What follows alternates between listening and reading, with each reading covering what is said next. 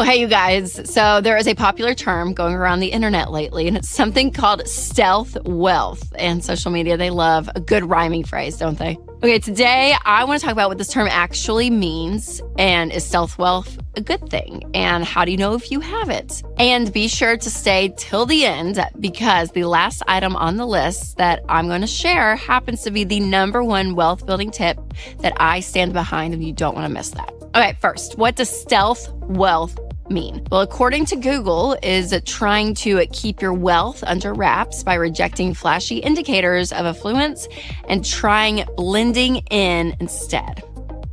So it kind of sounds like quiet luxury. You know, we heard that term for a while. Or when last year, TikTok told everybody that money talks, but wealth whispers. And I kind of love that because there is a truth to it, right? Like you kind of joke about like old money and new money. And like, if you're new to this, you're going to be flashier. But if it's just part of you, you're secure in it, you kind of go more, under the radar. So this stealth wealth term, it's trending. So why should we care about it? Well, I talk about living below your means a lot, and stealth wealth is a really great example of this. It's really choosing to value the parts of life that actually matter instead of just blowing your money on material things that aren't going to last. And when you spend less than you technically could in certain areas, think about food or clothing, housing, cars, suddenly you have margin for bigger financial goals that are actually going to help you when it comes to investing and saving, even giving. Also, there's just something really great about people who just kind of seem humble, right? There's a level of humility with self-wealth because they're not trying to impress everybody. And we all love that, right? Those are our kind of favorite people in the world, people with humility. And I know you know someone that you were absolutely shocked to find out that they were really wealthy. And you're like, what? No way. They're so great. Like, I don't know, just never knew that about them. And that speaks volumes to their character, which is what we love, right? Okay, let's look at some examples just for fun when it comes to stealth wealth. And let me know in the comments what you think, because I'm really curious, like if you see some of this or if you have other ones besides just this list. All right, here are some habits of stealth wealth. Number one, their belongings are worn in and well-loved. So no brand new designer items all the time, like their expensive boots and belts and totes are really worn in, they're used. And they don't feel like, okay, I have to keep it in pristine condition because let's be honest, they have money to replace it if it breaks. So they're using their stuff. Number two, not talking about what you do for a living or how you made your money. So people who are actually doing well financially, they sometimes, keep those details close to the chest because it's one of these things that's, it's a part of their life, but it's not like the number one thing that they're obsessed with. Number three, dressing in nice, under-the-radar brands and not flashy logos or patterns. So, you think about like a Birkin bag versus a Louis Vuitton. Louis, you got the pattern. People see the loud print, they know. Versus a Birkin is like, you have to like kind of know if you know, that kind of thing, You think about the juicy couture tracksuits back in the day. It's like people knew exactly what that was, right? It's very obvious. Versus somebody that's like, oh yeah, I'll just wear an Oxford white shirt without a logo and I'm good to go. All right, number four, no attention-grabbing posts on social media. So again, there's no reason to flaunt your awesome lifestyle on social media when you're actually experiencing success in real life. There's not this need of validation to make sure everybody knows what it is and what I have and here's everything. They're more under the radar and they're comfortable with themselves. We like that. Number five, subtle generosity. So buying other people's dinners, helping out loved ones, with big expenses and things that they're like, hey, they're wise and probably have boundaries, not being taken advantage of, but they also are very generous and they're going to take care of those around them. If they see people out at dinner, it's like, sure, we'll pick up their bill or we're going to tip the valet person, like great. And it's just kind of this, you're going to take care of the people around you. It's really great. Number six, secure and confident oozes out of them. So they have something about them where they're very secure. We've talked about this already, but again, there's something about them. There's an insecurity that is created with some people with money and their need for you to know, which again, can be all the flashy logos or posting on social media, every little thing they're doing to be validated. But again, this confidence oozes with stealth wealth. They're good. They're stealth. Number seven, prioritize health. So prioritizing yourself, meaning taking better care of yourself. And financially successful people, they do that. They use their money to better themselves. So we see that a lot. Number 8, own real art or collected furniture. So instead of printed art from, Target and a plastic poster frame, wealthy people will have collectible pieces, whether it's art or rugs or furniture or antiques, professional photography that's custom matted and framed, a fairly heirloom that's a piece of furniture. Like they keep that kind of stuff and they value those kind of things. All right, number 9, a small circle of trusted friends. So they're smart about who they surround themselves with, and they're very loyal people. So good company is a hidden secret to success, and have control over the influences that you surround yourself with. And people that, again, are very wealthy, and it's more that stealth wealth, they have good friends. They have people around them that know them, but they're not worried about, what everyone's thinking and being in the in crowd. They have their people. Number 10, they read a lot. Oh my gosh, this is so Rachel. I love this. So successful people, financially or otherwise, typically are very informed, they're cultured, they're well-read. A lot of entrepreneurs, for instance, are very curious people. So we do find that successful people tend to read a lot, which I love. Now, what I choose to read is about murder and all those things. It's my books. But usually nonfiction, we got to dive into every now and then, so whether it's about money or spirituality or business or leadership, like getting some of those books are important as well. Number 11, they travel light and keep it simple. So just think of Steve Jobs, right? You kind of have these outfits that are pretty predictable, minimal living in a sense that you're like, yeah, I don't need a bunch of stuff to make me happy. They kind of cut out the excess of things and they're very comfortable with what they have, kind of on a minimal scale, which we love. Number 12, they have regular cars or nice cars in a neutral color. Isn't that interesting? So this checks out, actually. Ramsey came to the same conclusion years ago when we did our national study of millionaires, and most net worth millionaires drive regular cars that they've owned for years. They prioritize putting their money in long-term proven investments rather than depreciating assets like a car. So usually, not always, but possibly the flashier, crazier the car, that's not stealth wealth. And you do question, the guy that's driving the 10-year-old Mercedes, he's just going along. He's great. He doesn't need the new flashy car. All right, now I want to share, though, the one habit of stealth wealth that I really believe in. And I love that this is on the list. Number 13, wealthy people always follow an intentional spending plan, which is a budget, you guys. See, a budget is for everyone. Whether you're winning with money, losing with money, have a lot of debt, don't, wealthy, not, it's for everyone. And it's the easiest way to get control of your money. So if you need to check out a budget, make sure to check out our budgeting app, EveryDollar. It is phenomenal. Seriously, it is one of these things that you get in your life.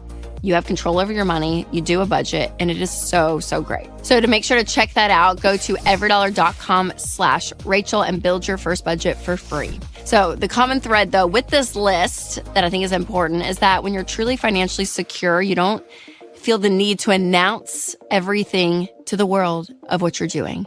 And if you've ever heard the saying, confidence is quiet, insecurities are loud, can go for money too. And that's exactly what financial peace is, though. It is being at peace with your money, so you don't feel the need to compare and worry about your circumstances and making sure everyone knows everything, right? It's just this peace that you have with yourself and your family, and it's a beautiful thing. So if you have not checked out my episode on 10 things frugal people avoid at all costs, make sure to do that and click the link below for EveryDollar. All right, you guys, remember to take control of your money and create a life you love.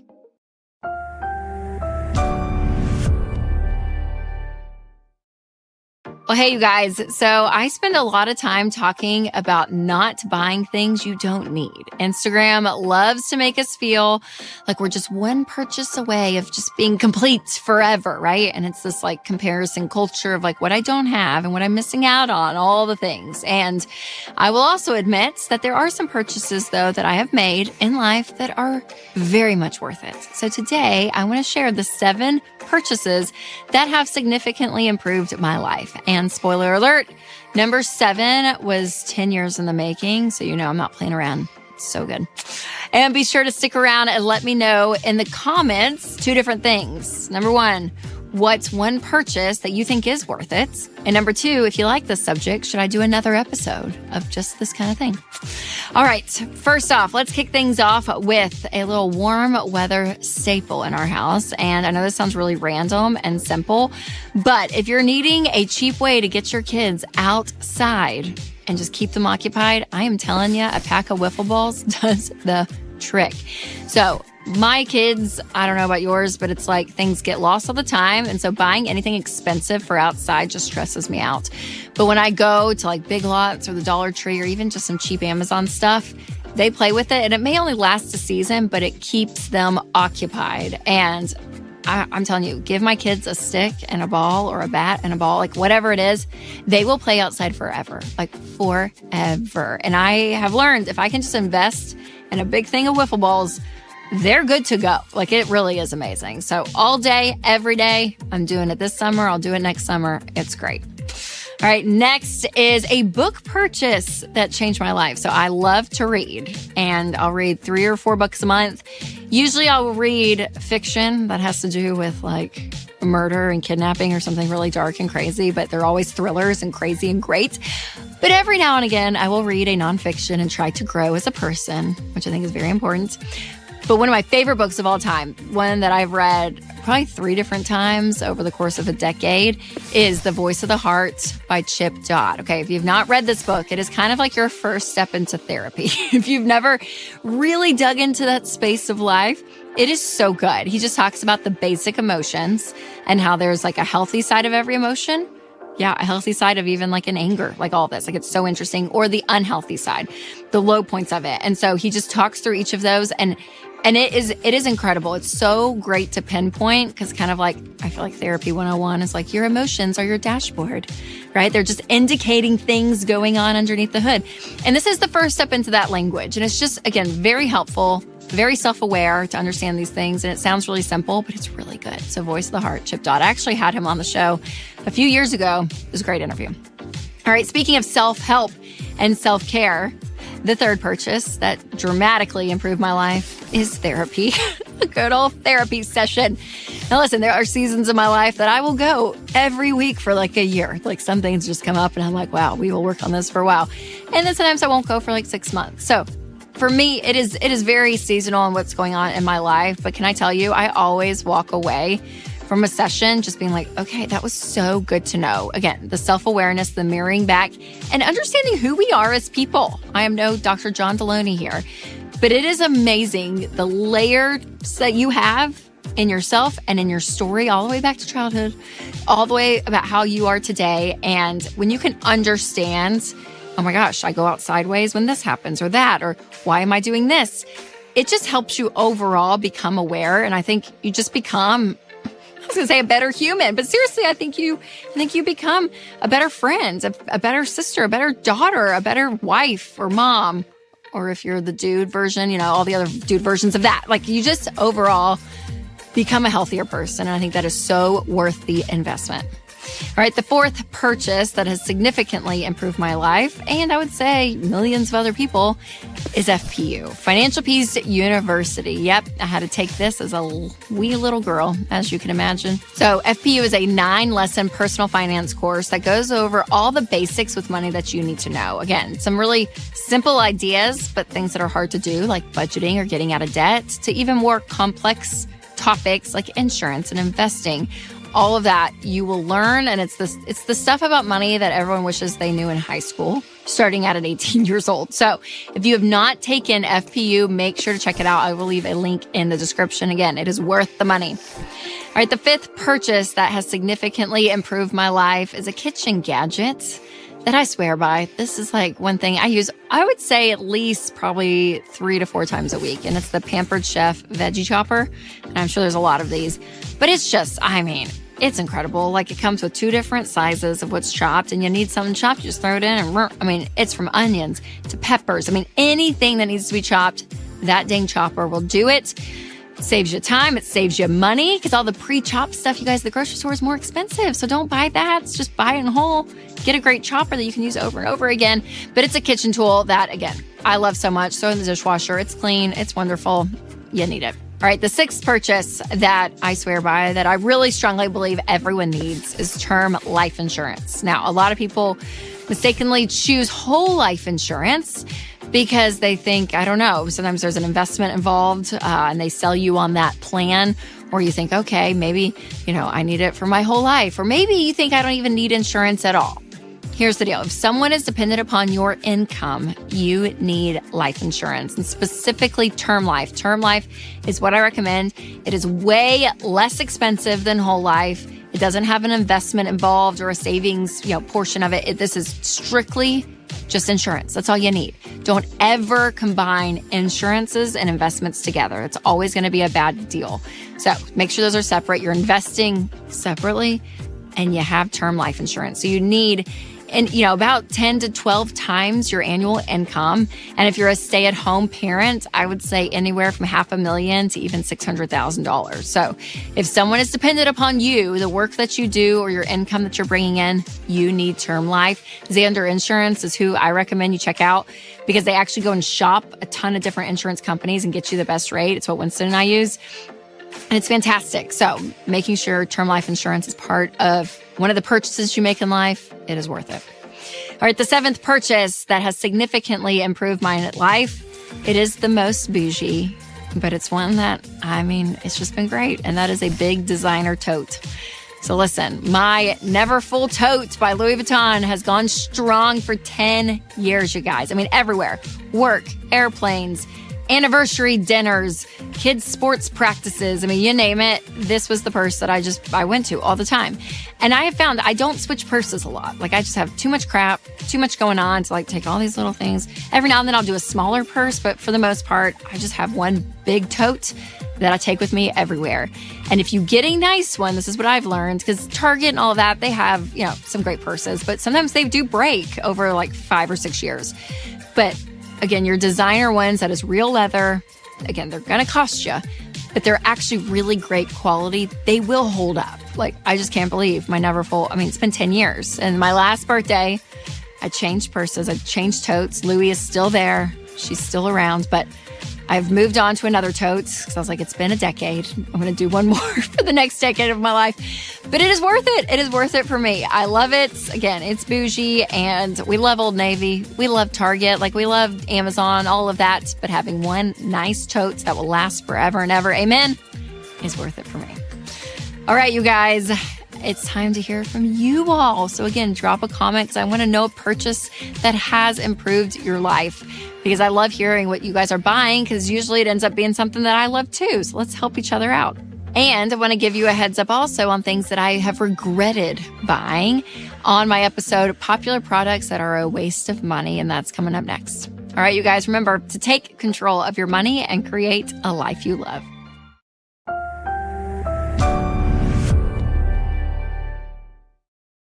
Money and relationships can feel like a gray area, but if Winston didn't exist and I was out there dating today, here are the financial habits or red flags that I would never compromise on.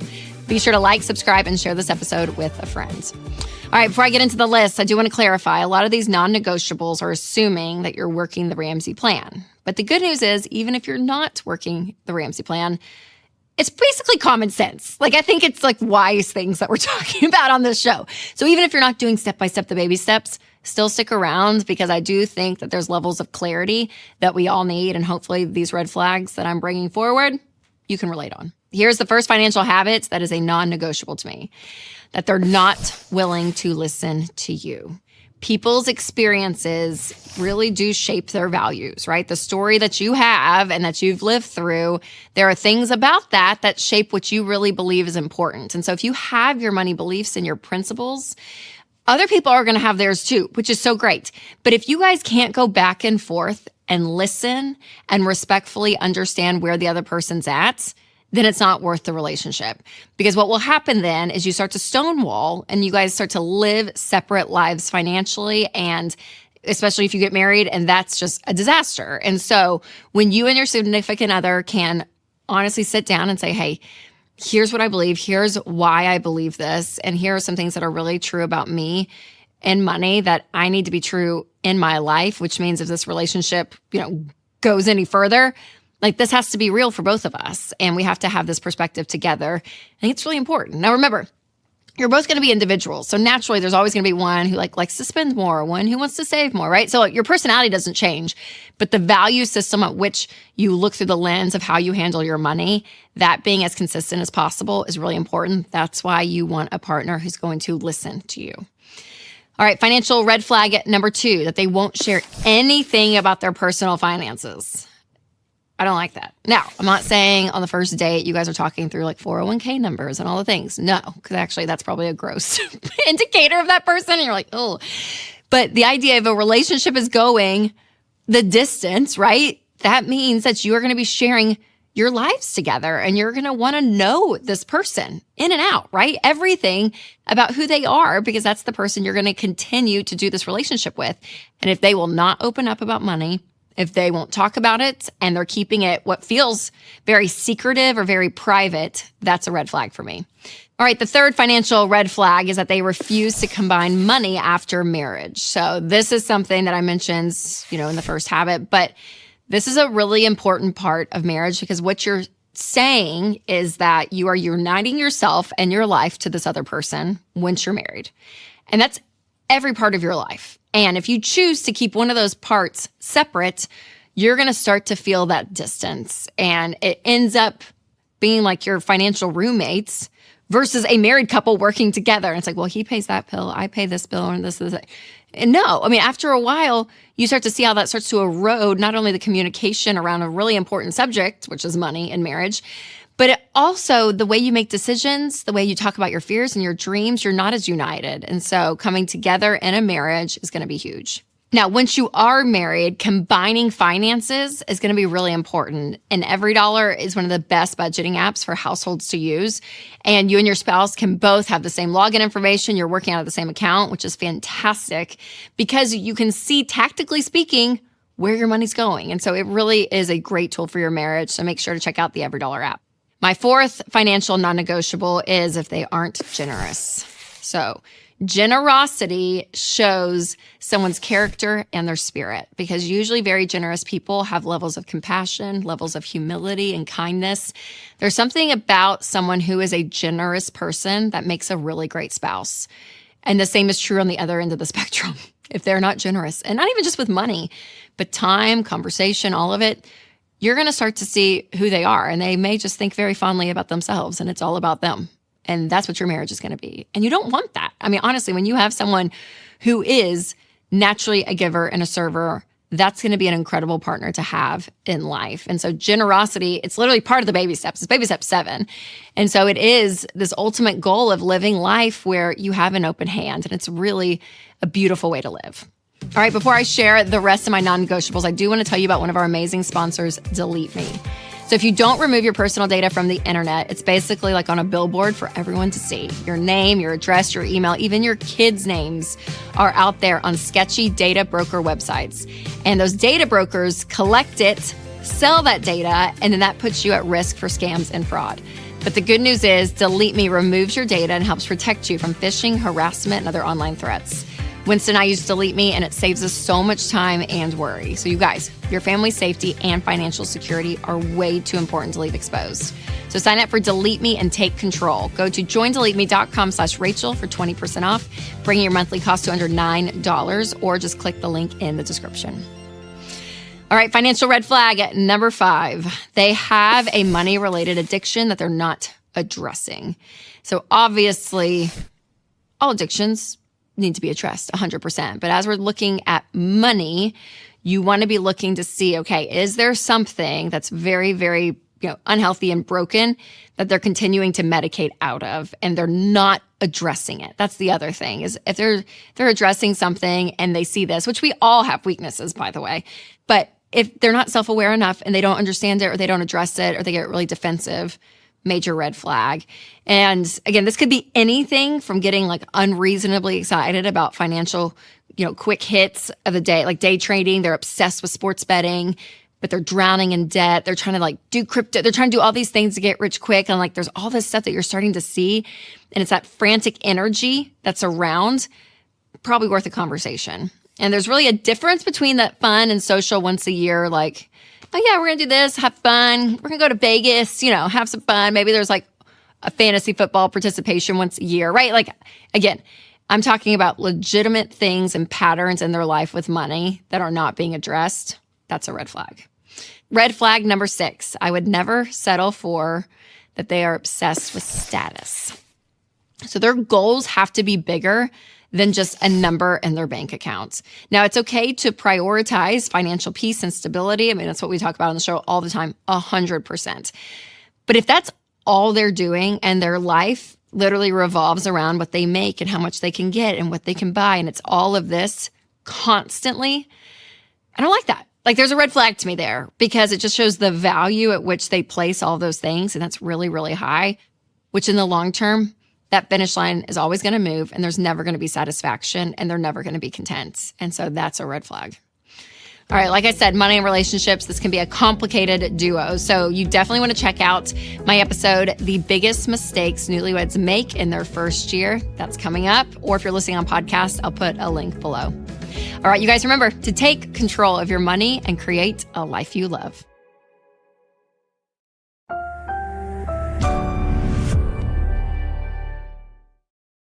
Well, hey, you guys. So remember during the pandemic when it seemed like all of our basic necessities cost way more than they used to? I mean, used cars went up. I mean, more than even new cars, which was crazy. Egg prices doubled, toilet paper, we couldn't find. We had to go on eBay to buy it, basically. Well, listen, it is no longer 2020, 2021, which means the cost of used cars now has dropped back to normal. But all other expenses related to cars, like insurance premiums, repair services, and replacement parts, have drastically increased recently. And not to mention interest rates being crazy high over the past couple of years, which affects you big time if you're taking out a car loan, which I don't want you to do that. But yeah, that's another episode for another time. All right, the bottom line is that it's hurting more than ever to own a car right now. But in the spirit of hope, you also have more options than ever before. So let's try to wrap our heads around why some of these costs have drastically increased. And then I'm going to share some tips on how to handle these changes in your budget. So first, let's just look at the numbers. According to a Fox Business article, the cost of auto insurance jumped 1.8% in April of 2024, causing the annual gain to reach about 22.6%. And according to data from the Labor Department, this is the fastest yearly rate on record. Motor insurance is more than 50% more expensive than it was in early 2021 before inflation started increasing. And there are a few reasons for the sudden rise in car insurance costs. So number one, inflation is real. Now, this may feel oversimplified, but it's just true. Inflation has affected every single industry over the last 3 years, and there's no way of knowing if or when this trend is going to go into reverse. So it seems to be here for a little bit. Number two, the car insurance industry tends to be delayed and reactionary. So we are living in the aftermath of the supply and demand challenges that we faced a couple of years ago following the pandemic. And due to global shortage of production, parts, makes, models, prices have risen to offset that demand. But it's not just car insurance. Now, before I get into that, as parents, we all know that it's not always easy to make sure that our kids stay away from online content that we're wanting them to see. So let me tell you about a solution. TruePlay Games. TruePlay is one app with lots of entertaining faith-based games, videos, and more, all created to help reinforce biblical values and build character. There are no in-app purchases, no chat rooms, no ads, meaning no unpleasant surprises. TruePlay turns screen time into stress-free time for mom and dad. So go to trueplaygames.com/Rachel now. Get 20% off an annual subscription with promo code Rachel20. That's trueplaygames.com/Rachel. All right, like I said earlier, even though the sale price of cars has calmed down a bit since record highs a few years ago, the aftermath is still having an effect.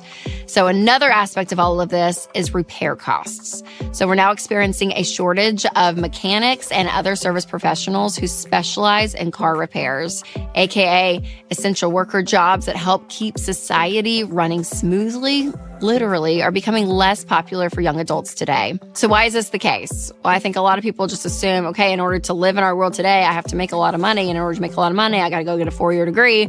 And that's what I do. And the truth is, you guys, the trades is still a great place to make great money. People are still actually finding, gosh, if you get in a niche part of a trade and you're good at what you do make a lot of money. But again, we're seeing the trades going down and people are going in to get a 4-year degree, to enter in the corporate world. So if you're seeing the cycle, it's making sense now. And again, I'm not sure if it's the chicken or the egg, but I do know that the average American is still feeling the pain of this perfect storm that's happening. If you feel that, you're not alone. The stats of people living paycheck to paycheck are basic necessities like we've talked about, even from food, but everything from owning a car, all of that, we're all feeling that increase. And again, there are unique challenges right now when it comes to cars specifically. But at the end of the day, we have to have them. I mean, for most people, depending on where you live, a car is a necessity. And when you think about your 4 walls, which is at Ramsey what we say have to be paid first, that's food, shelter, utilities, and transportation. Transportation right there. So we're feeling it. Now, the best strategy during tough times like this is to be aware of what's happening in the economy and know what you can control. So it's called personal finance, personal for a reason. Money is always going to have a personal, unique bent to your situation. So here's how you evaluate your situation when it comes to car costs and other things around this. Step 1, make sure the total value of your car, or if you have a family, the total value of all the cars you own does not exceed 50% of your annual salary. So if you make $80,000 household income and you're driving a $50,000 car and your wife is driving a $60,000, SUV, that is more than your annual salary. You have too much car. And so making sure that that is in limit. So anything with motors and wheels needs to be 50% of your annual income. All right, step 2, if you currently have a car loan and you can't pay it off in 18 to 24 months, you need to sell it. That's what you have to do. And what happens is if you bought a car when it was really high, a couple of years ago, like we were talking about, there's a good chance that you're underwater on your car. You bought your car, let's say for $25,000 and maybe, you owe, $20,000 on it, but Kelley Blue Book says you can only sell it for $15,000, which means there's a $5,000 gap. So there is a chance you may have to take out a loan for maybe $10,000, go get a $5,000 car, pay the difference to make sure you have the title, all of that. And again, if you cannot pay it off, selling it, even if you're underwater, might be your best bet. And then step 3, your ultimate goal is to eliminate your car payment altogether. And so not only could this free up, again, hundreds of dollars for you every single month that can help to pay off other debt that you have or go into savings, you want this to be back in your life. The money that is going out in your car payment, you want back to you. So if you're someone who dreads every single time that your car needs gas or an oil change, or new tires, you want to make sure that you are planning for all of that. So if you're doing your budget every month, have car maintenance in there. So that's what Winston and I have, is that we have a car line item and everything that we need for our car on average per month is in there. And so that's for gas, maintenance, all of it.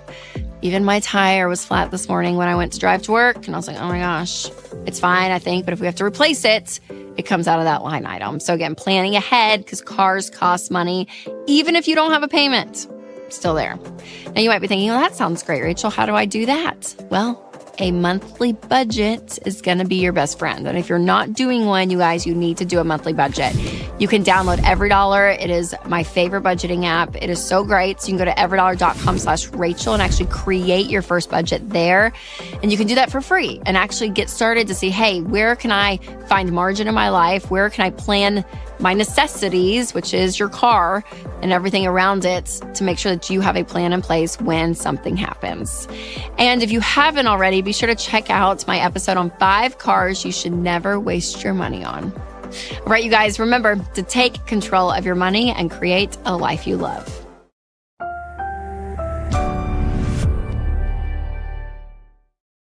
Well, hey, you guys. Okay, so listen, most of the time on this channel, we are talking about money. And usually I'm teaching you something, whether it's investing or budgeting. And listen, today that is still true, but also I'm going to just share my thoughts on a few other topics. So there are 7 different topics here in this fishbowl, if you can see, and I'm going to draw them out one by one. and share with you a valuable lesson that I swear by in each of these topics. Because here's the truth. We talk about money a lot, but also money affects every part of our lives. So whether it's money, marriage, faith, friendship, we're going to talk about it all. And stick around to find out which of these topics is in the fishbowl twice for a double dose of Rachel advice on that topic. So let's just pick out the first one, shall we? First one is, money. Yeah, that's very appropriate here. Okay, my number one tip when it comes to money, let me think. I would say is that you have to be intentional. You have to do things on purpose. And we talk about that a lot on this show, but wherever you are in your financial journey, whatever your goals are right now, whatever choices you're making, maybe you have good thoughts and intentions towards money. Honestly, the best thing that you can do is actually do something on purpose. So whether that's budgeting before the month begins, whether that's adjusting your budget as you go, whether that's setting money aside for retirement and you're investing that money, whatever it is, that you are doing things on purpose. Because I think the biggest mistake people make with their money, which is the opposite, right, of my number one tip, I really think the biggest mistake is they just aren't doing things purposefully. They just kind of go through the month and they go through the year and they look up, and through the decade of their life, they haven't done anything on purpose with their money. And so that's what you have to do. You have to create a plan. So again, whether that's a plan around investing in retirement, whether that's a plan around your income, which is your budget, anything around that, do things intentionally, you guys, proactively. It's really, really important. So like every dollar, that's our budgeting app, and it's amazing. So if you've not checked that out, make sure to do that, because that can help you in this world of intentionality, if you will, with money. All right, next topic. Let's see. Is marriage. Oh, marriage. Winston and I are going to celebrate 15 years of marriage here in the next couple of months. So I'm not an expert, but kind of, I guess. If you've been married 15 years, you've experienced some things.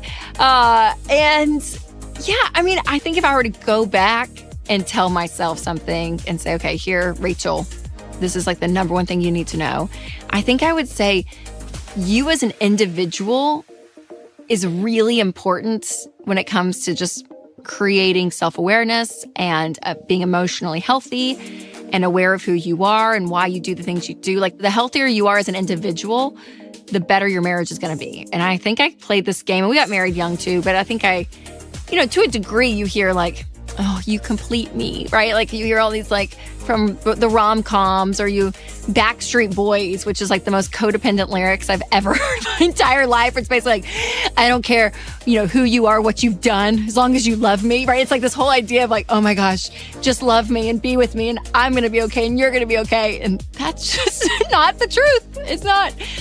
You're not going to be fixed because of your spouse. Your spouse is not going to be fixed because of you. And in fact, I really do think marriage magnifies who you are, just how money magnifies who you are. Marriage, I think, does that too. So again, instead of trying to fulfill each other, all of this, understand yourself and who you are and be the healthiest you can. I mean, honestly, even individual therapy, I think, is more important than even couples therapy. Like, figuring out you and improving yourself, it's huge. It is huge. And I think it's taken me 15 years to like feel the gravity of that. But I think that's the truth. So do your work. When they say do your work, do the work. Do the work, lean into that. And we talk about money and marriage so often, I feel like, on this show and even here at Ramsey Solutions. In fact, Dr. John Deloney and myself, we have an event around this topic that we do once a year, or now twice a year. And we have a whole weekend dedicated to this, and it's sold out coming up here in a few weeks. We have one launching that's going to be during Valentine's weekend as well. But we're also going to do just an evening event, which is a live stream. So if you want to check that out, I'll leave a link below so you can just sit on your couch and watch us for an evening, talk about this. Because again, I think it's really important in marriage. Again, not an expert around it, but there's a lot of dynamics that come into play, and it shapes a lot of your life. And I think it's really important to focus in on that. So that would be my marriage tip. Get therapy for yourself. That's it. All right, the third topic, parenting. Oh man. Okay, parenting. Listen, I'm not a parenting expert by any means, and my kids are really young still. They're 9, 7, and 4. So not even a decade, right, of being a parent. So I'm still learning. But I feel like those first couple of years, I mean, you're keeping a human alive. Like, that's really it. I mean, you really are. It's just like making sure that everyone's taken care of physically. And then our oldest, our 9-year-old, it's really quickly turning to, oh my gosh, you can do everything yourself. Sweet girl makes her own lunch for school. I mean, like, she really does everything.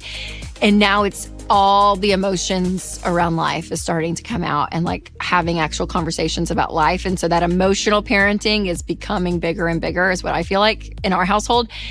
And I think one of the most, powerful things, especially at that stage of parenting, I'm learning is just to be present. And I think, speaking truth over them and all of that, I think is really important. But also just not talking all the time and feeling like I have to have the answer, and just hearing her and listening to her as she's growing and developing and seeing life differently, and, having different interactions with peers and teachers, and like, you just hear them. And I think there's something about validating where she is, right? Like if she has like a spike of, I don't know. I feel like she's going to see these YouTube videos, so I'm always careful to talk about my kids. So like, whatever the thing is that comes up, I'm like, I want to validate that. Like, yeah, that was scary. Or yeah, that would have embarrassed me too, right? Like, there's this level of, I don't want to wash away your emotions. I want to validate them. But yet I want to show you like what the truth is too. So I think truth and grounding them is really important too. But being present with them, I think, is really key. And again, I think even as little kids, when you have babies, I think it's so easy, or I was like this, where I'm like, oh, let me just scroll for a little bit while they're sitting there playing. And there's a time and a place, trust me. You can't be like with them, locked eyes 24/7. But when I am with them, being as present as possible is, I think, really important and really key to them, their little developing minds. All right, next topic. Topic number 4, friendship. Ooh. Gosh. I mean, I think with friendship, consistency is really key. And I think I've learned too, you're going to have friends in different seasons, okay? And different friendships are going to look different. And there's some of those friends that you won't talk to for 6 months, and then you meet up for lunch and you talk for 3 hours, right? And you just pick up right where you left off. And those are special friends, wonderful. But I think having the friendships that are in your day-to-day life are really key. And obviously, the busier you are, the harder that's going to be, meaning that you're not going to have 10 people you can do this with.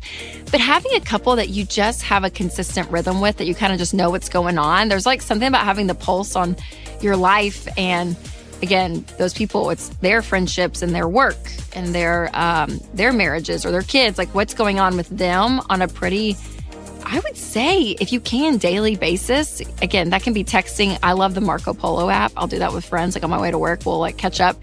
But there's something about just having that rhythm with somebody in life that I think is really key. And again, in that same vein, you want to be able to show up for people in that way too, if you can. But it doesn't have to be a lot of people. I think it can just be, 1 or 2 friends even that just kind of know your rhythm and where you are in life emotionally, and all of it, I think is really important. All right, before I pull the rest of these topics out, I want to tell you about one of our sponsors. So you guys, scammers are everywhere these days. It's just crazy, which is why I use and recommend Delete Me, because it gives me so much peace of mind. Delete Me finds and removes your personal info, like your home address, phone number, and more, from hundreds of data broker websites, helping protect you from spammers, scammers, and online thieves, and potentially saving you a lot of time and money. So make sure to check out what they do, you guys. They are phenomenal. Seriously, I love working with them because I get my reports every month and I see where all my info was on all these different websites, and they remove it and show me how many hours that saved me, and it's incredible. So go to joindeleteme.com/Rachel for 20% off. That's joindeleteme.com/Rachel. All right, next. Let's see. Oh, faith. Next topic. Okay. So when it comes to faith, let me think. I would challenge you, and I have for myself, just to continue to grow. Now, obviously, I think having your non-negotiables is really important, right? And something like faith, like there's something that you believe that you're like, this is pretty black and white for me. And I think having those is totally fine.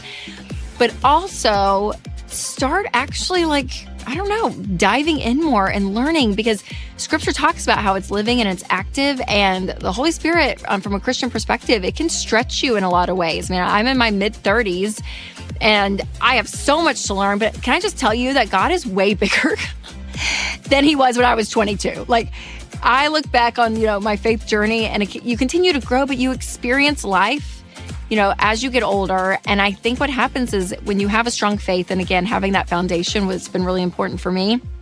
But overall, I'm like, oh, there's like that door right there that I had never opened and explored, and be like, oh my gosh, God's there and God's there. And there's just something about continuing to learn within your faith. And again, for me, it just has continued to get bigger and bigger. And so I would push you in that, and talk to people that may not think exactly how you think too, right? I mean, again, I will state, because it's true for me, I have my convictions, I have my black and white issues.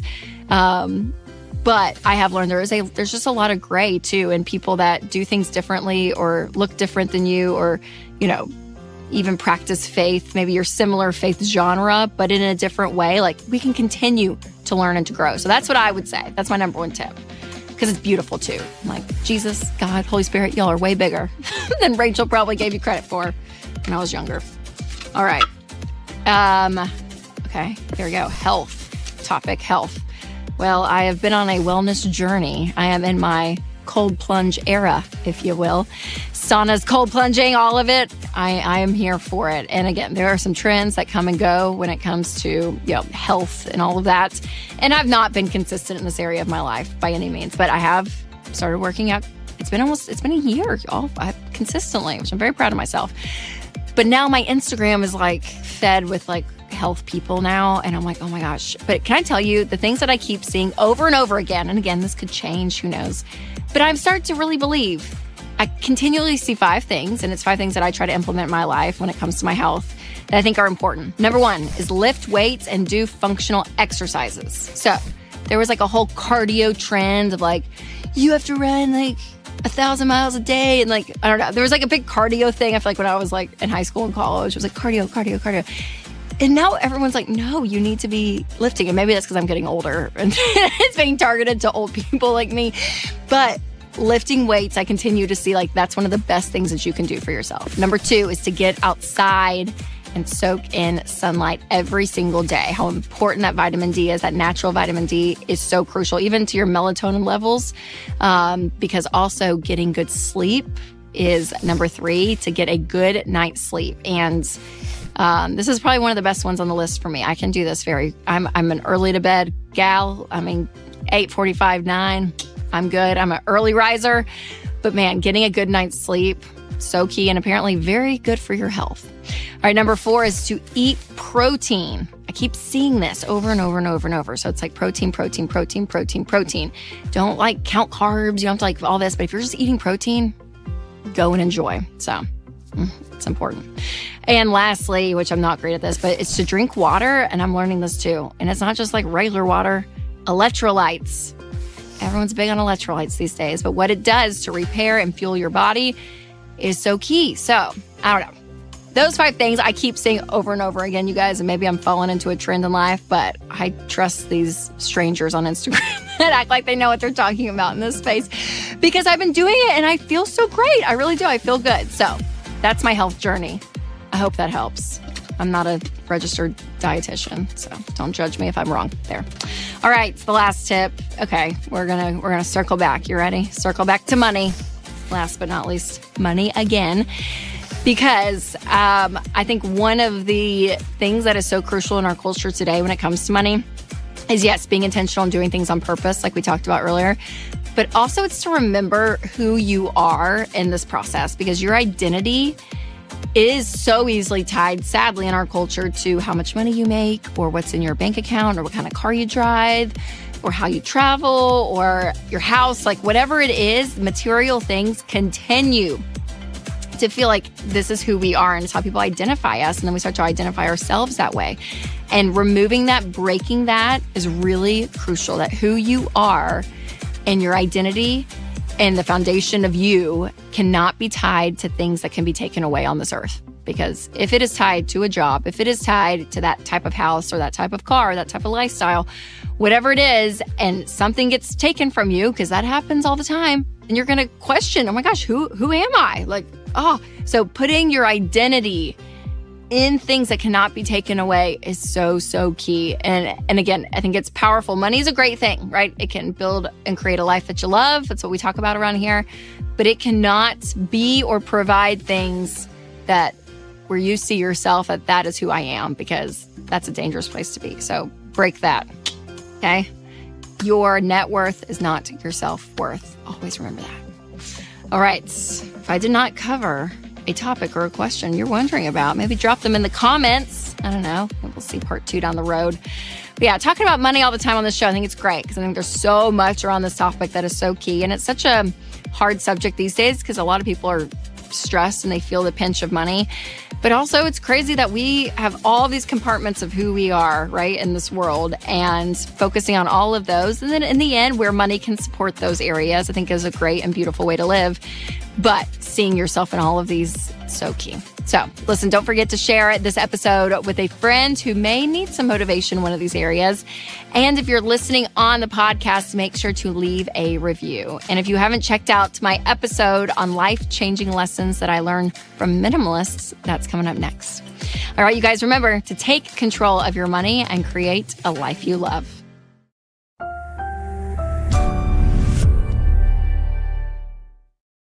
Social media really sets up this lie to believe that it's possible to create a perfect balance in life in every category, to have great friends and family and working on your faith and having a job and taking care of your mental health and your physical health, like all these parts of life. But listen, you're not going to be perfect all the time. I'm not going to be perfect all the time. But there are some ways that you can actually buy back your time to free it up to do the things that you really want. So today I'm sharing 4 ways that I use my budget to improve my quality of life. And later, my number 1 tip for finding balance and living in freedom. So make sure to subscribe to this channel, share this episode with a friend. Let's get started. So Arthur Brooks always talks about there are things that you can do with your money that actually bring you joy and happiness. And this is one of them, is to buy back your time, to outsource things that you can outsource. And then the time that you are buying back, you actually use to benefit yourself, not just like scrolling on social media, but to read or to work out or to meet with a friend. So again, if you are able to be in a position where you can buy back your time, it is a great way to spend your money. Or maybe you're getting out of debt or you're building your emergency fund, but this is a goal for you later down the road to be like, I want to get to this point. So again, here are 4 ways that I buy back my time. Number 1, a house cleaning service. So when we started doing this, it was probably after I think Caroline, our second, was born. I was like, all right, let's get someone to come in and deep clean. We started doing it once a month. And then that was 7 years ago. And now we were at every other week. And now it's once a week. But this idea of having someone come in and deep clean is amazing. And I know that it's not available all the time for everyone watching this. But I know for me as a mom, like, when I can spend weekends, not deep cleaning, but like hanging out with the kids and going and doing things, it is phenomenal. And so we did at the beginning, like look at our budget, and we were only able to afford once a month at that point. And so it was like, okay, that makes sense. And then as things went on, we kind of changed things because it did become a priority for me. And so especially when if you're working, if you have kids, all the things, it's just nice to get a deep clean. It is like one of the best gifts ever. And when you're looking at your budget, if you need a great spot to start budgeting, every dollar is phenomenal. And it makes budgeting easy for every season you're in. So I'll put a link down below. Number 2, lawn care. Winston sold his lawnmower. Gosh, when was this? Probably 5 years ago. And it kind of hurt his heart a little bit. I'm not gonna lie. He was like, he grew up mowing lawns. And he was like, it was just important, I don't know, for him to do that for our family. It was like something that he like always wanted to do. And then we got to a point 3 kids later and all the things. And it's like, yeah, on Sunday afternoons, I would rather have you here hanging out with us than going and doing yard work. So we ended up hiring a lawn care company to mow the lawn. And he still will do stuff for sure in the yard himself because he just likes it. But to get his time and energy back, it's worth it. Number 3 is childcare. So childcare looks different, I think, for everyone, depending on the situation. But when I'm talking about this childcare, it's not like for me going to work childcare, but it really is about babysitters. And if there is a day, maybe you are a stay-at-home mom and maybe it's like a parents day out program or a preschool or whatever that looks like.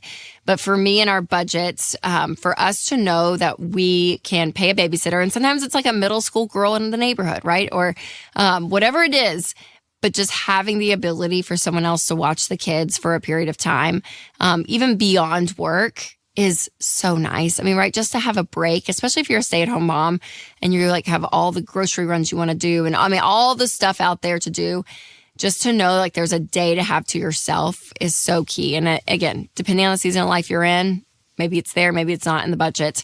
But for us, that is a really big one because when we know we can have a date night or go out, like it just brings some peace of mind for sure. Love the kids, love them so much, but also love a date night every now and then.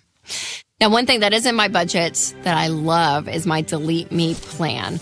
So Delete Me is a fabulous service that goes in and removes your information that is online. Now, so much of our information is out there and data broker websites will gather your information. And this is everything, you guys, from like where you've worked to your full name, your address, your phone number. I mean, so much is out there. And they gather your information and then they sell it to other websites. And that's when we get so many spams, scam calls, like all of that, because our information is out there. So with Delete Me, going in and removing it is phenomenal. And then they actually send you a very detailed plan on exactly how many websites they've removed your information from. And these websites are nuts, you guys. Like when I look down my plan, I'm like, I didn't even know half these websites even existed. Like, where are these? But knowing my information was on there and now it's not because of Delete Me gives me so much peace of mind. So you can save 20% off on an annual Delete Me plan, which comes out to be around $9 a month. So go to joindeleteme.com/Rachel and check it out. All right, number 4 is grocery deliveries. So this is one that I started during COVID and I was using Instacart to do all my grocery deliveries. Now, I've pulled back some on this because it got so expensive and there were certain times that I was like, oh yeah, I am able to go and just get groceries at the store. Now, one place I still do it is Costco. Costco stresses me out, and so I will do a Costco delivery run with Instacart. But now again, this is a total splurge, right? So if you are in a position where you're like, no, I can't, because it is expensive. You have to pay for the subscription. They do jack up the prices of the items, which is so frustrating, but they do. And I get it because you're paying for someone's like shop for you. But then also there's a tip because you want to leave a tip to the delivery person. So all of that, it definitely eats into the budget. But again, you're paying to get your time back instead of going to Costco or going to the grocery. It's just being delivered. And then you can use that time how you want. So for me, in this season of life, those are like the 4 best things that we do service-wise that we pay for to get our time back. And again, it may change season to season. We may not do some. We may add some, I mean, whatever it looks like. But that is a great way for you to use your money. So if you are out of debt and you have a fully funded emergency fund and you have some wiggle room in the budget, this is a great use of your money. Instead of going and buying a bunch of crap, stuff you don't need, pay someone to do things in your life to get your time back. Because as Arthur Brooks says, it is a place where actually it can bring you happiness. All right, my number 1 tip, though, for living a balanced life is to release yourself from the pressure that you have to do everything perfectly. So there are some perfectionists out there. And so you have to let go of this, you guys. You have to. Now, I'm not going to lie. Mine is more about efficiency, not perfection. Mine's more like, oh, I just want to get everything done. And I want to work out. I want to spend time spiritually in the morning. I want to drink coffee and have a conversation with Winston. And I want to get the kids ready for school and take them to school and go to work and like do everything. And I can't do it all, right? So I have to pull back. And some of you feel like if you want to do these things, they have to be done perfectly. So like, no, get rid of that too. You're not going to be perfect and we're not going to do everything we want. So I think living in reality is really key. So ask yourself, what will feel most convenient in this season for me? Like, what are things that like I value and that I want, and list them out in priorities, because there's going to be some seasons you're not going to be able to do everything you want. But getting the things you want done in the season you're in and being intentional with those things, that can give you peace of mind and feel like you're on top of it. But when you're trying to do everything all the time or perfectly, it's going to stress you out. So release yourself from that. Now, remember, if you are in baby steps 1 through 3, all of these things that we talked about here in this episode are luxuries. So if you're in 1 through 3, cut everything you can. Cut these luxuries out to get some money to pay off debt and get that fully funded emergency fund. And then when you're beyond that, then you can bring some of these back in. But all of this is to create a life that we love, because that's what we're all about around here. Now, for more purchases that are worth the investment, make sure to check out my episode on 11 things you'll regret buying cheap. You can click here for that. Or if you're listening on podcast, I will leave a link below. All right, you guys, remember to take control of your money and create a life you love.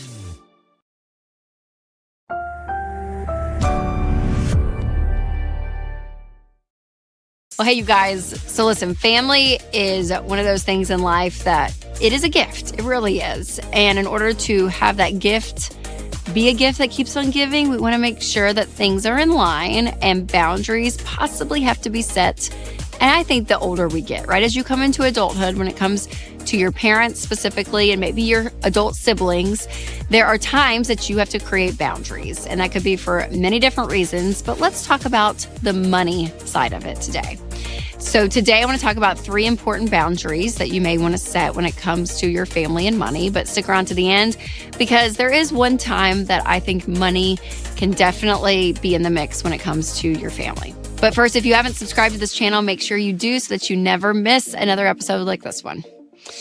All right, first and foremost, let's talk about the negative effects when it comes to owing someone money, especially when you are related to them. So the idea of debt in general is something that is really difficult and a big stressor on people's lives. Like when you owe hundreds or thousands of dollars of debt every single month, that's income that you could be using to spend, to give, to save, to do whatever you want with it. And so being able to have autonomy over your money is really crucial. But when you're in debt, that autonomy is taken from you because someone else is telling you where your paycheck has to go.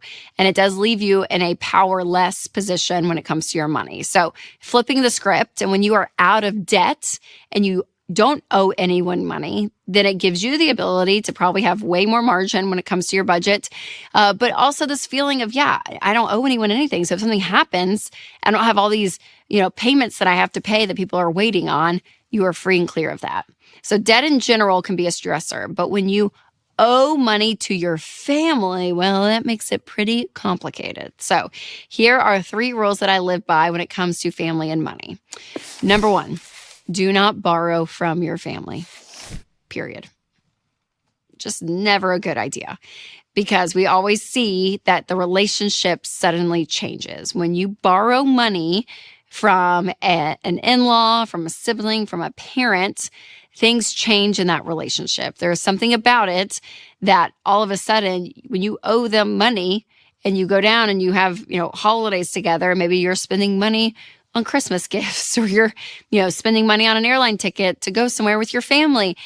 When you owe someone money, usually they're looking and being like, okay, well, that's nice you did that, but you still owe us money. It changes the relationship. And when it goes south, if you're not able to pay, then all of a sudden so much conflict comes into the relationship as well. And we have heard countless stories of this going sideways. So it's usually just a pretty clear rule. Just don't borrow money from family. Number 2, don't lend money to family. So if you are actually the one that's being asked, hey, can we borrow X, Y, and Z? I would say no. If you do not have the ability to give it, if you have to lend it and have them pay you back, I would not do the deal, because again, it's going to change the relationship. There's something about like, okay, I gave my brother and sister-in-law, I'm making this up, I didn't do this, but $3,000 because they needed help in X, Y, and Z. And they said they'd pay it back, but they're terrible with money and they're not going to pay it back. But we actually need the money now. And I'm having to ask for it, but they don't have it. And it just becomes this like super awkward situation. So again, it's not worth the relationship complications that come with it. So do not lend. And then number 3, on that same vein, don't co-sign either. When you have to co-sign a loan, or when someone needs you to co-sign a loan, that means the bank does not trust that person that's taking out the loan. When a bank gives someone money, they usually run a credit report. They look at their credit score and they say, okay, are you a trustworthy person? And if they're not, the bank's going to say, okay, go find a trustworthy person to get on the loan because we don't trust that you're going to pay it back. And in good meaning and in good heart, people are like, oh, sure, I will help you out and co-sign. Well, if the bank can't even trust someone when it comes to their debt, it's probably going to be, the conclusion is going to be that you're going to end up with the loan. And we see this time and time again. The person who needed the co-signing, they don't have the ability to pay. For whatever reason, they're terrible with money. They lost a job. And then you now owe the money as the co-signer. It is now your debt. And so what ended up being what you thought was possibly a good thing ends up really harming you in the process. So do not co-sign. Now, as I mentioned before, there is one exception to all of these rules. But first, I'm going to tell you about one of our sponsors, Delete Me. So I saw a headline recently that really caught my attention, that 1/3 of the U.S. population's background info is now public. So for 115 million of us, data breaches mean that our info is just out there for anyone to find. And this is like our names and addresses and phone numbers and so much more. And this is why I love Delete Me, because they find and remove your information from hundreds of data broker websites that buy, sell, and trade your personal data. So take control of your online privacy with Delete Me. An individual Delete Me plans start as low as $9 a month. So sign up today at joindeleteme.com/Rachel for 20% off, or click the link in the description. All right, here's the good news when it comes to family and money. If you have the ability and you have the money and someone needs help, give it.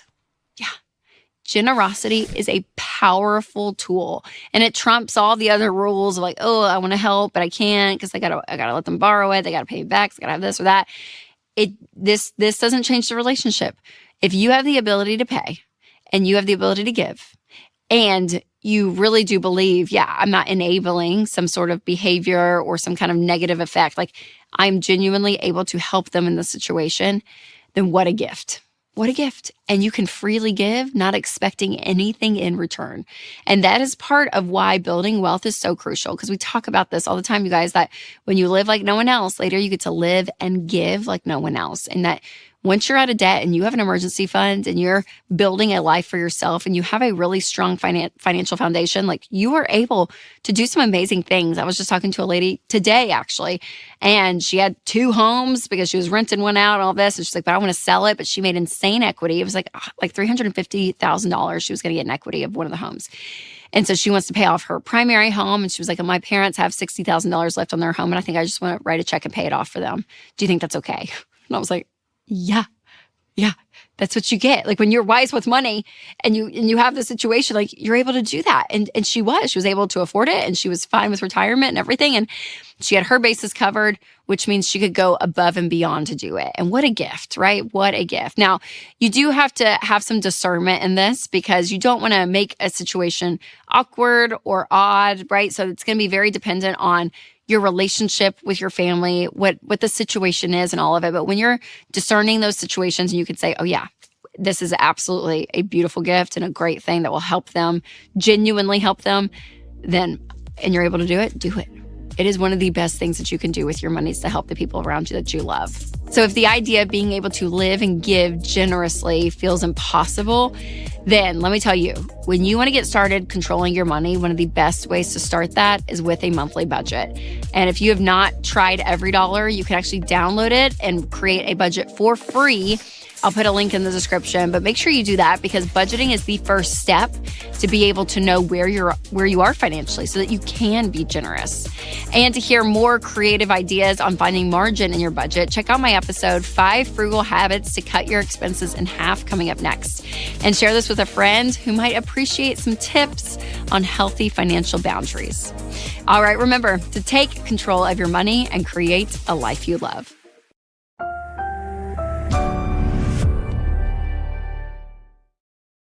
One huge myth is that becoming wealthy just like takes care of all of life's problems and everything will disappear.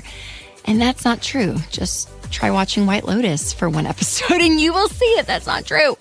And again, we get in this idea, if I just had this amount of money, like, oh my gosh, everything would be okay and be fine. But listen, money is just a tool. It is not a magic wand. Can it help you in life? Yes, but it is a double-edged sword. So if we put too much faith in money and building wealth, that like somehow everything's gonna be great, that's not true. But also, it is there to help us in our lives. But what I have discovered is that there are 5 other tools that money cannot buy, but can help you build a wealthy life. So make sure to like, subscribe, and share this video with a friend. So I say it all the time, but it's true. Money makes you more of what you already are. And so if you are stressed, angry, impulsive, insecure, all the things, that becomes magnified. And so working on yourself in this process and becoming a healthier version of you is so key as you continue to get your money in control and start building wealth. So in order to address some of these deeper issues as you work on your financial goals, here are 5 areas of your life that you may already be wealthy in. Number 1 is relational. So when it comes to relationships in life, you cannot buy them. You cannot earn them. They are a gift that I think life just gives you. So whether it's your family, your friends, your spouse, your neighbors, your church family, like anything about it, like that is such a gift. John Deloney always talks about just even if you have 3 good friends in your life, you are rare because there's so much loneliness. There is a life of isolation that people live relationally, and life is so much richer when you do it with people and you have people in your life to share it with. And it's like, give me friends and a great family and my kids and all of that all day long. Like that fills up my tank so much. And you can't buy that. You cannot buy that. So look at the relationships around you. And maybe even it's an encouragement that if you don't have that, like other people are searching for it too. So maybe there's someone out there waiting to be best friends with you. Number 2 is professional. So if you have a dependable way to earn money, that this is a gift. Like if you have a job that pays you money, what a gift. But also above that, if you enjoy what you do, that's a wealthy life right there. Like when you go to work and you don't absolutely hate it. So I'm going to say fight for that, you guys. You spend so much time working. If you are working, 20, 30, 40, 50 hours a week, you want to enjoy it. We spend so much time at work. So again, finding this way, and I love Ken Coleman. He used to talk about this so much, but it's true. Like where you're passionate and where you're good, when that intersects and you're with people in an environment that is fun and enjoyable and encouraging, uplifting, that is a wealthy life. Like what a gift that is. Another underrated way that you can experience stability and security is by keeping your personal information protected. Because if you don't remove your personal data from the internet, it's basically like a billboard. It's your name and address. Even your kids' names are out there on sketchy data broker websites, and data brokers then collect your data and sell it. And so you are at risk for scams and fraud and harassment and phishing. But here's the good news. Delete Me goes in and removes your information so you're not at risk for phishing and harassment and other online threats. Winston and I use Delete Me, and it saves us so much time and worry. So make sure your family's safety and financial security, they are so important, so do not leave it exposed. Go sign up for Delete Me and take control. Go to joindeleteme.com/Rachel for 20% off, bringing your monthly costs to under $9, or just click the link in the description. All right, another way that you can look at your life and say, yes, I am very wealthy, is with your health. I mean, I'm telling you, the minute your sinuses get stopped up and you tweak your neck though from sleeping wrong, it's like, oh, I just want to be healthy again, right? We take it for granted so often. You get one little ailment and it's like, oh, I just want to be healthy again. And so it is man, what a gift our health is, right? And it is an investment. It doesn't necessarily cost money. Yes, you can take a walk, watch a sunset, drink a cup of coffee or tea, slow your life down. You can do all those things for free, basically, right? But you can invest, right? You can work out, join a gym, do these things to create health within your life. Absolutely. But also there's a point that we can't buy it though. You talk to someone that runs a marathon and they get diagnosed with cancer. Right? There's a truth to the idea that we can't control it all. We can put great things in place to help us become healthier, but overall, our health in general, it is such a gift, and it is a part of being wealthy in life, because that is a sense, again, that you cannot buy. You cannot buy that part of your life. Number 4 is spiritual. So while you're on your way to financial peace by being smart with your money, I would say too that, having something bigger in your life is so huge, you guys. And from a spiritual perspective, again, having something that is beyond you, I think is so, so key. We can get so tied up with ourselves, but there's something to actually zoom out and say, yeah, there is something greater. And it doesn't mean that when you create a spiritual life and you start to pursue that things are going to get easier all of a sudden. That's not the promise. But there is something to say, I'm going to live beyond myself. For me, it is Jesus. And it's what is beyond me? And what is an example that I can follow that is not Rachel in America in 2025, like something so much greater that can offer so much more that you can't buy. You can't buy it. It is there though. It is offered to you. You can't buy it. So that is a part for me in my life that creates this wealth. And so when I look at it, spirituality is definitely one of those for me. Number 5, I'm going to say generosity, because it can look a lot of different ways, but I'm talking more about the spirit of generosity. Like when you can't buy someone who is kind, and it's amazing. People who are kind in life are usually some of the most generous people, and not always just with their money, but with their time, with their conversations, like all of it. Like there is something so beautiful about living a life that is full when you are generous and when it's not all about you, but you go and you serve other people. Like that creates a wealth in your life that you cannot buy. Now, we can use money and be generous, and we talk about this a lot, and I think that it is so important. I think that it should be part of your financial journey. But it's just really beautiful when you can do that, but you can also give not just your money, but you're giving these other parts of yourself too to people, because that creates a well-rounded, beautiful life. But trust me, there are a ton of more underrated signs of wealth out there. So be sure to check out 8 subtle ways to spot a quiet millionaire coming up next. You can click there, or I'll put a link down in the description if you're listening on podcast. All right, you guys, remember to take control of your money and create a life you love.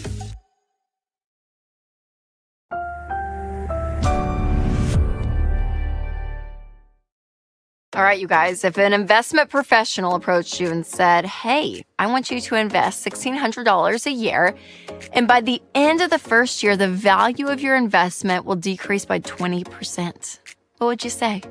And what if they told you after 5 years, you'd lose 60% of your investments? You'd think, what? No, I'm not doing that. Because anyone with common sense could recognize that investing thousands of dollars into something that loses value is not wise, right? Well, would you believe if I told you 40% of Americans are agreeing to this bad investment? And I hate to break it to you, but if you've ever had a car loan, that's exactly what you're doing. So today I want to talk about why cars are the worst investment out there and how you can still have a vehicle without falling into this trap. So according to a recent survey, over 1,000 Americans, 40% say that they have had a monthly car payment. Of that 40% with a car payment, 46% of them said that they were spending anywhere from $300 to $500 every month. But honestly, that sounds like nothing compared to the video that I came across the other day. In this video, there was actually 2 of them. And the first one was this woman talking about her Tahoe payment was $1,400 a month. And people started going crazy in the comments, as you can imagine, because some people weren't even spending that on rent. Well, she came back with video number 2 to let us know that her husband's truck payment was even more than that, $1,600 a month. She said that he bought his truck in 2022 for $78,000. And even after 2 years of payments, he still has a balance of $74,000. Man. Let's do the math of that, shall we? So for 2 full years, he has paid $1,600 a month. So that's $38,400 so far. So subtract $4,000 of that because it makes up the principal, then he actually has wasted $34,400. This man has thrown away over $34,000 in interest alone. And the worst part is that he's not even investing it in something that's going up in value. I mean, when you buy a home, for instance, right, you're paying a mortgage, but over time you'll pay it off. And even if you're losing a little bit of money on interest along the way, in the end, your home is going to be worth more than what you bought it for. But unlike homes, cars are almost always a depreciating asset. But they are still a basic need for most people. So what does it look like to buy a car while still being smart with your money? So before we dive into that, I want to talk about what you do if you're already upside down on your car loan, because being upside down on your car means that you owe more than what your car is worth. So there are a couple of things that I recommend if you're in this situation. Figure out the remaining balance of your loan. Also, research the current sale of your car. You can go to Kelley Blue Book to do this. It's a great resource. Also, find the difference between those first 2 numbers. So your goal is to pay off whatever the amount is and then sell your car to cover the rest of your loan. Now, on the other hand, if you manage to avoid a car loan trap, which is fantastic, here's another way to think about car shopping moving forward. Number 1, buy used. So if your net worth is not $1 million or more, you really can't afford to take the financial hit of buying a brand new car. And like I said earlier, cars are a depreciating asset. So it's not smart to borrow money on something and pay interest on it when it's going down in value. So all you're doing, again, is agreeing of throwing your money away to high interest. Not smart. Number 2, pay for your car in cash. So again, unless we're talking about a mortgage here, there's really no reason to go into debt. So when you're buying a car, do it with cash. And some of you are thinking, that's not going to be a great car. Then it's not going to be a great car. It's fine. Just for a little bit while you save up some more, you sell it, put that money together, step up in car, and you just keep moving up. All right, number 3, make sure the value of your car isn't too high for your lifestyle. So just like we talk about your house payment or your rent payment should be no more than 25% of your take-home pay. This is another good rule of thumb when it comes to cars, is that you never want all of the cars in your household, or really anything with wheels or motors, to be more than half of your annual income. And living within your means is a crucial part of handling your money well. So make sure that you do that. Keep yourself accountable to this, because some people can go car crazy. Number 4, save for maintenance costs and for your next car purchase. So when you're budgeting, create a couple of lines for your car, right? So you could have one that says car replacement, and you just have a little bit of money every month that you set aside. So when it comes to replacing your car, you'll sell your current one, take the money you've saved, you can step up in car. But also have a maintenance line item budget, because cars are going to break. So whether it's tires, God forbid, like engines or something, right? Things are going to happen, and you want to have some money stocked away when it comes to the maintenance of your car, because again, they're going to break. All right, number 5, buy new only when it makes sense. So we talked about buying used already, but when it comes to a new car, if everything that you own minus what you owe is more than $1 million, then at that point, we would say go ahead and buy a new car. But again, I'm here to remind you that if you are drowning in a $500, $700, $1,600 car payment every month, you're carrying around thousands of dollars in debt. It's not a great place to be financially, so you don't need to go and buy another new car, okay? You want to be debt-free, have savings, be investing, do some things that are actually going to help you financially and not just a car, okay? And then once you have $1 million net worth, you can talk about buying a brand new car. All right, we covered a lot today, but I want you to walk away with this one takeaway, and I really hope that you get this.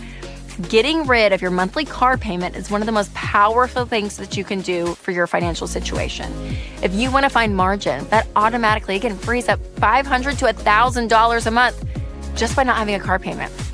And again, it's a payment that you're paying interest on something that's going down in value. It is not worth it. It is not worth being in the rat wheel of car payments where you're just going. Do something radical. Sell the car. Get rid of it. Do something different and actually have your income where you are in charge of it.